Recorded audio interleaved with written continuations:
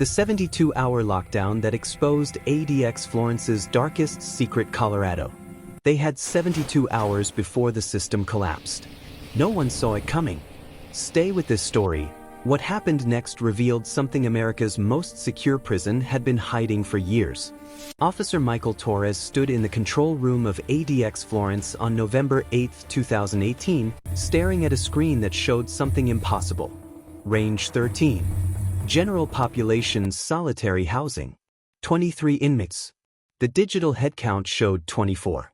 Torres had worked at the administrative maximum facility, known as the supermax, for 9 years. He knew every protocol, every system, every failsafe. The numbers never lied. He ran the count again. Physical walkthrough, 23 inmates in cells. Digital system, 24. At 6:47 a.m., Torres reported the discrepancy to his supervisor. Lieutenant Sarah Chin pulled up the housing database on her terminal. Cell assignments show 23 inmates in range 13, she said. System must be glitching. Then why does the biometric scanner show 24 active wristbands in that range? Every inmate at ADX Florence wore an electronic monitoring bracelet. Tamper-proof. Tracked 24 hours a day. Impossible to remove without triggering an alarm. Chen ran a diagnostic. 24 active signals. All transmitting from range 13. But only 23 inmates physically present. Pull the overnight logs, Chen ordered. Torres brought up the security footage from the previous 12 hours. Nothing unusual. No transfers. No movement between ranges. No maintenance personnel entering the unit. At 7:15 a.m., they initiated a manual recount with 2 additional officers. They went cell by cell. 23 inmates. All accounted for. All wearing their monitoring bracelets. But the system insisted there were 24.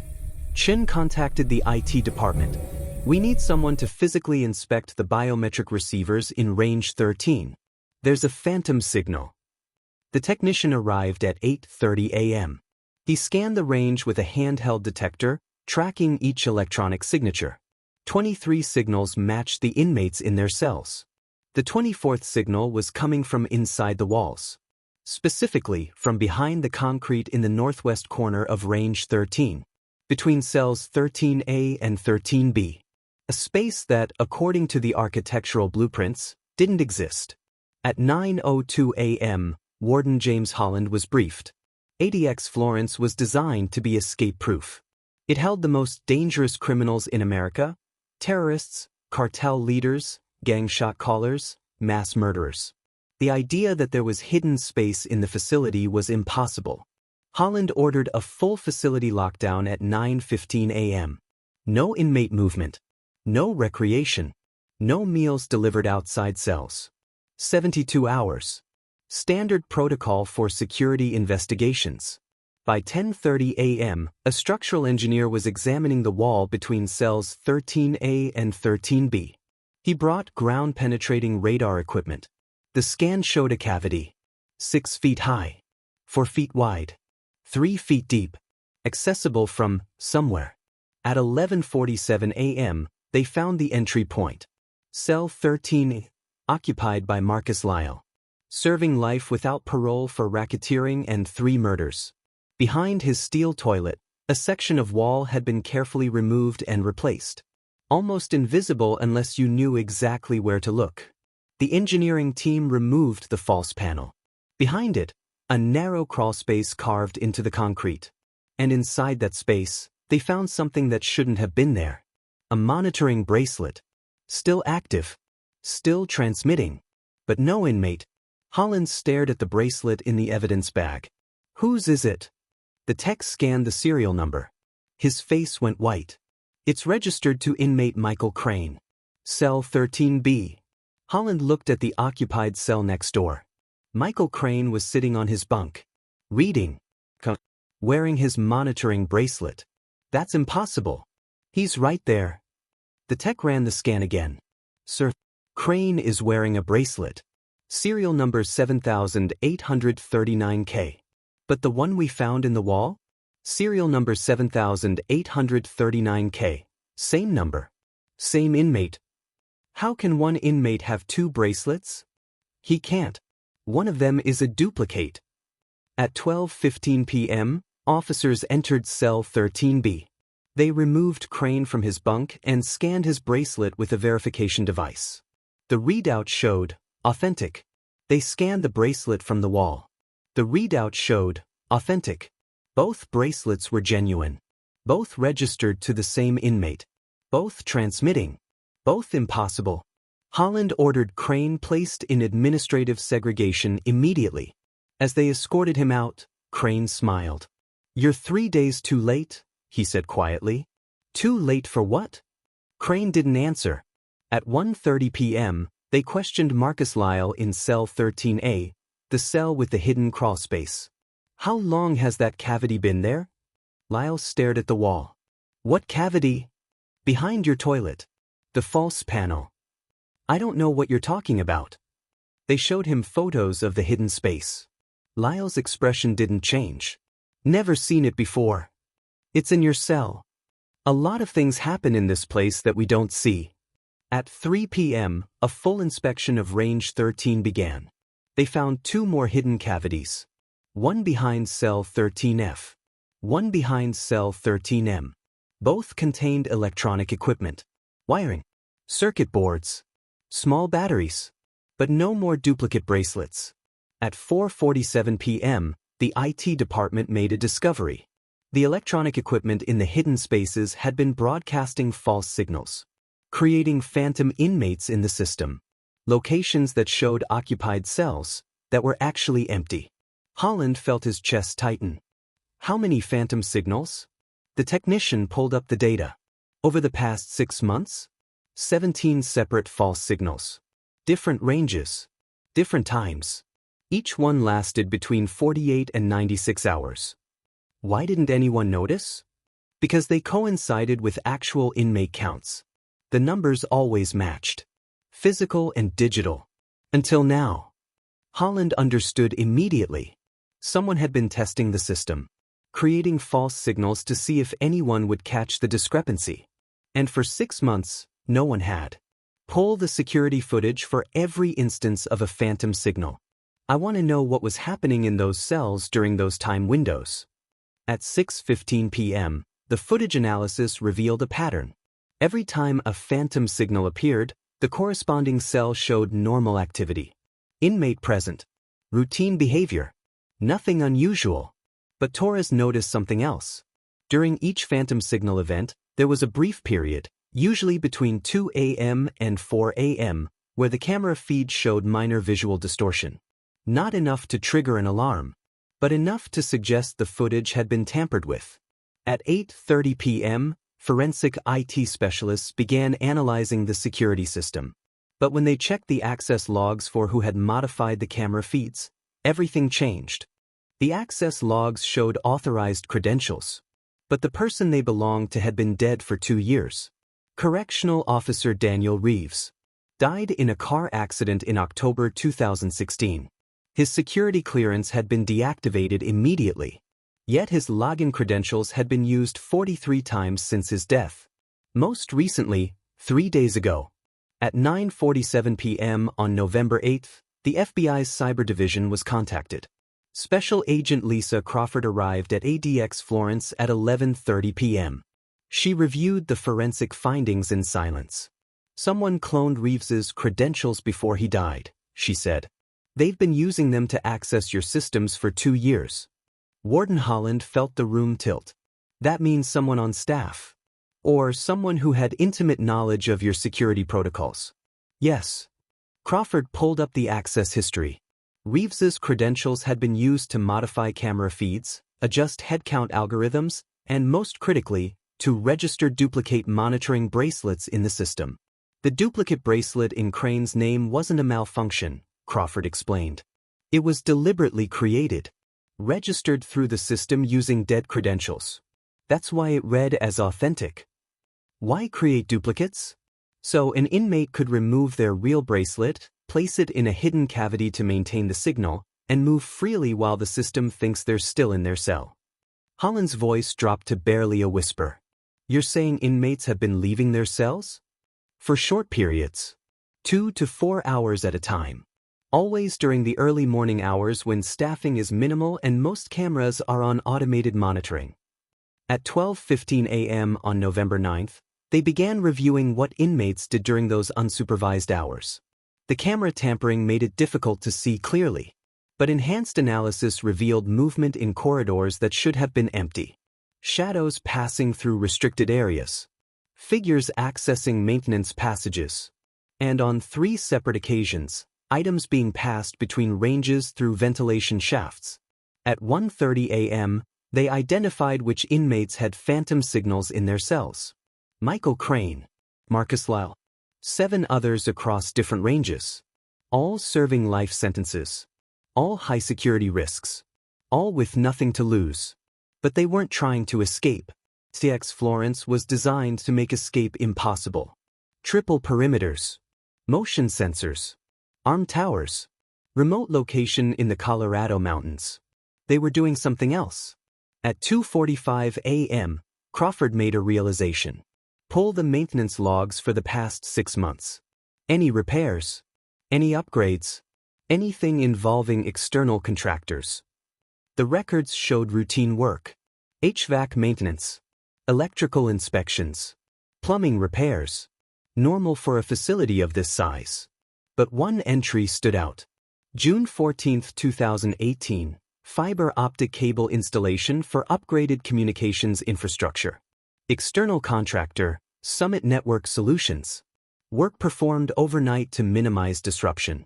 Access granted to secure server rooms, communication hubs, and Range 13. Crawford looked up sharply. Range 13? Why would network contractors need access to an inmate housing range? The communication panel for that section is located inside the range, Holland explained. It's a security design. Everything's internal. Who authorized the contractor? Holland pulled up the approval form. Signed by Assistant Warden David Merrick. At 3:30 a.m., they went to wake Merrick. His quarters were empty. His vehicle was gone. His last known location according to facility access logs. Main gate exit at 6:15 p.m. on November 8th. 12 hours ago. Right after the hidden cavities were discovered. At 4 a.m., Crawford ran a background check on Summit Network Solutions. The company existed.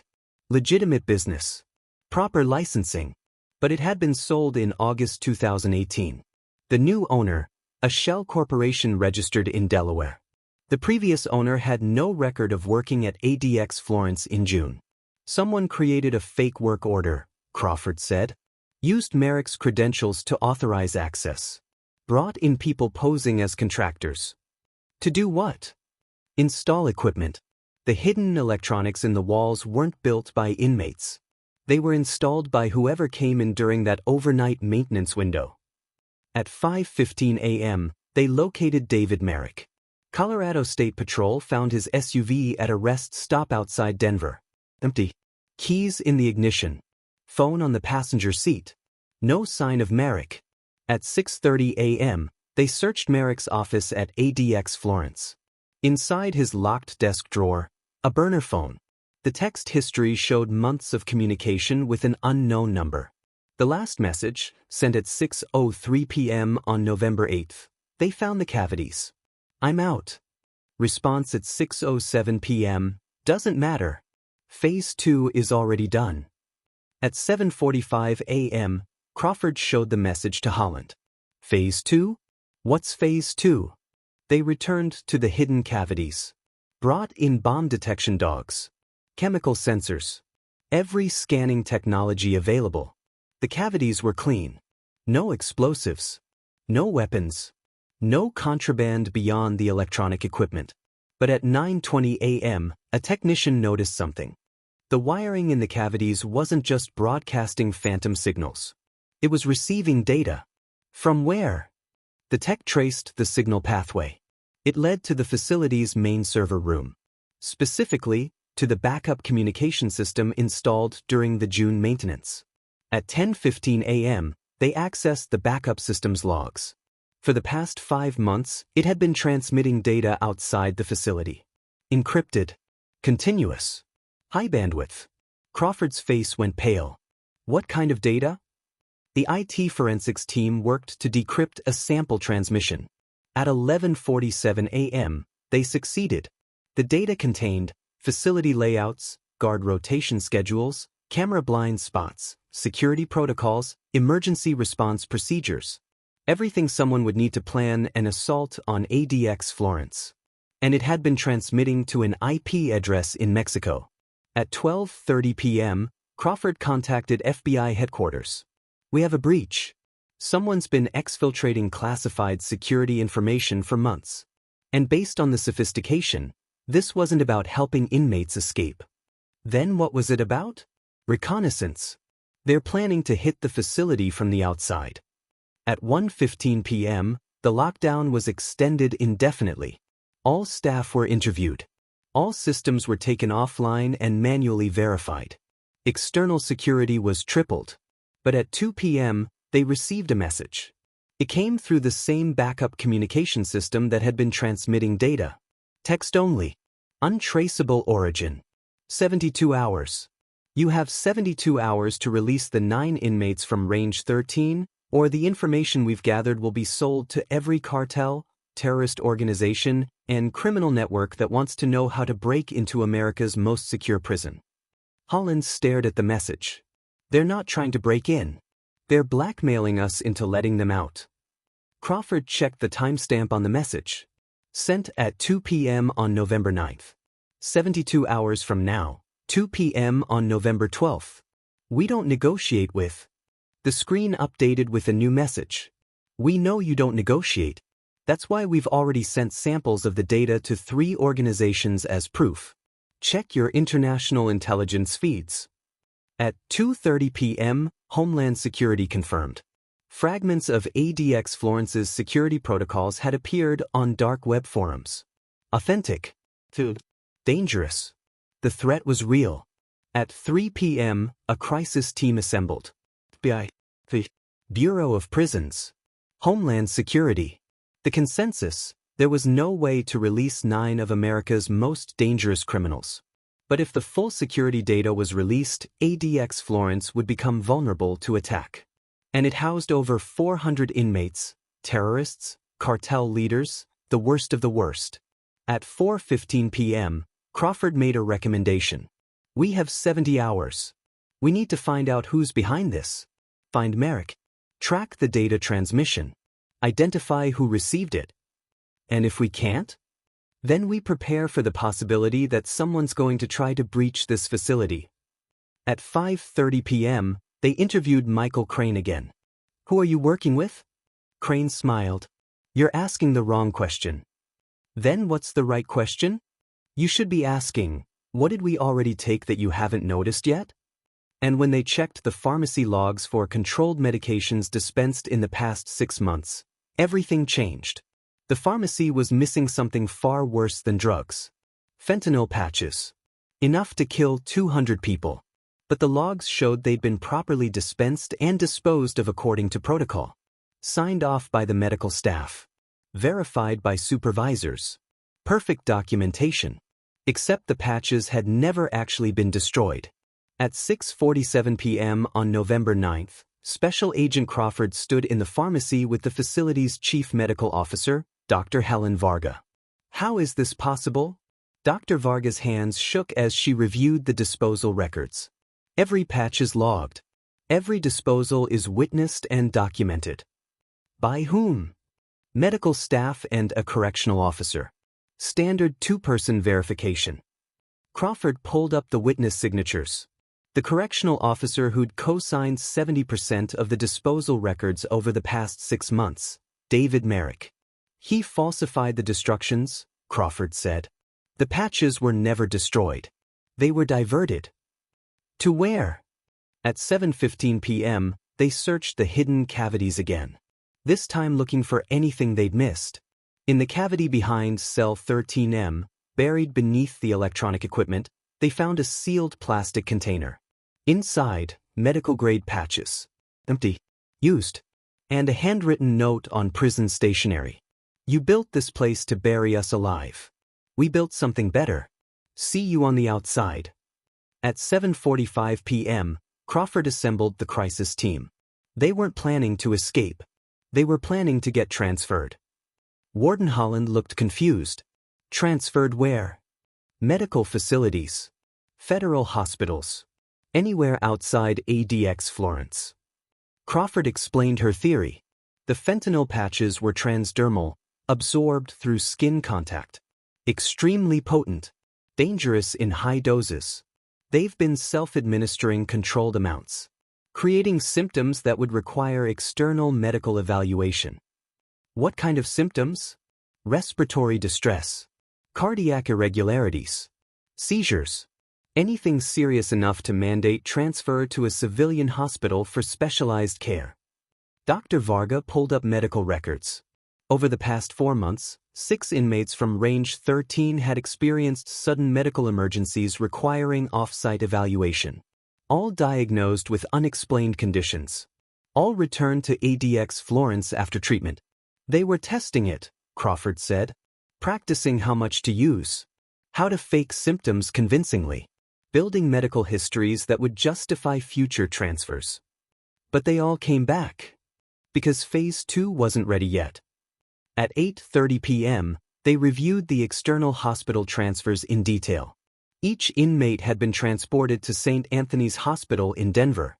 Transport protocol required 2 armed guards, full restraints, isolation room under guard supervision. Maximum security even outside the facility. But Crawford noticed something in the transport logs.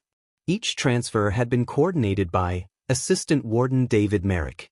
He controlled which guards were assigned, which routes were taken, which rooms at the hospital. Holland felt sick. He was going to facilitate an escape during a medical transfer. Not just one. 9 simultaneous transfers. 9 medical emergencies happening close together, overwhelming the transport system. At 9:15 p.m., FBI agents raided David Merrick's home in Colorado Springs. They found encrypted communications with cartel contacts in Mexico, payment records showing $400,000 deposited into offshore accounts over 6 months, and detailed plans for a coordinated escape during hospital transfers. But Merrick himself was gone. At 10 p.m., facial recognition hit a match. Merrick had been spotted at Denver International Airport at 7:30 p.m. the previous night. Flight to Cancun. Departed 9:15 p.m. He was already in Mexico. At 10:45 p.m., Mexican federal authorities were contacted. But everyone knew Merrick was beyond reach now. At 11:30 p.m., the 72-hour deadline message was analyzed by cryptographers. They traced the transmission route. It had bounced through 17 different servers across 12 countries. But the original source was inside the United States. Specifically, Denver, Colorado. Sent from St. Anthony's Hospital. Crawford made the connection immediately. Someone at the hospital is working with them. At 12:15 a.m. on November 10th, FBI agents arrived at St. Anthony's. They interviewed every staff member who'd treated ADX Florence inmates. Most were clean, professional, unaware of any conspiracy. But one nurse, Amanda Reese, had called in sick that evening. Her apartment was empty. Her car was gone. Her bank records showed a $50,000 deposit on November 7th. The pieces came together. Merrick had recruited Reese to facilitate escapes during hospital transfers. The inmates had acquired fentanyl patches through Merrick's falsified disposal records. They'd used the hidden cavities to store equipment and coordinate timing. The stolen security data was insurance, leverage to force the prison's hand if the plan was discovered early. At 1:30 a.m., Crawford briefed the crisis team. The 72-hour deadline is a bluff. They wanted us panicked and reactive. The real plan was always medical transfers. So what do? We wait. We've locked down the facility. No transfers. No exceptions. Without Merrick to coordinate from inside and Reese at the hospital, their plan is dead.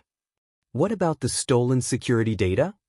We'll have to accept that it's been compromised and implement new protocols. Full security redesign. But we don't negotiate. At 2 p.m. on November 12th, the 72nd hour, no further messages came. The deadline passed. No data dump appeared on the dark web. No attacks on the facility. The blackmail had been empty. Over the following weeks, the full scope became clear. David Merrick had been recruited by the Sinaloa cartel 18 months earlier. His job: get 3 high-value cartel operatives out of ADX Florence. He'd expanded the plan to include 6 additional inmates, insurance to spread risk and create chaos. The electronic equipment had been installed by cartel technicians posing as contractors. The fentanyl diversion had been occurring for months. Everything had been in place for simultaneous medical transfers in late November. But Officer Torres's sharp eye catching a single phantom signal had unraveled it all. David Merrick was arrested in Guadalajara on December 3, 2018, and extradited. Amanda Reese was apprehended in Phoenix on November 18. Both faced federal conspiracy charges. The 9 inmates involved received additional sentences for conspiracy to escape. Their privileges were permanently revoked. But the investigation revealed something more troubling. The security data that had been transmitted for 5 months was never fully recovered. Fragments continued appearing on criminal networks. Floor plans. Guard rotations. Vulnerabilities. By January 2019, ADX Florence underwent its most comprehensive security overhaul since opening. New biometric systems. Redesigned ranges. Rotating protocols. Zero trust architecture for all digital systems. Officer Michael Torres received a commendation for his diligence. Warden Holland retired 6 months later, haunted by how close they'd come. But the question that lingered was simpler and more terrifying. How many other facilities have hidden cavities? How many other David Merricks are waiting inside the system? How many dead officers' credentials are still active in databases across the country? The 72-hour lockdown at ADX Florence ended on November 15, 2018. But the vulnerability it exposed never fully closed.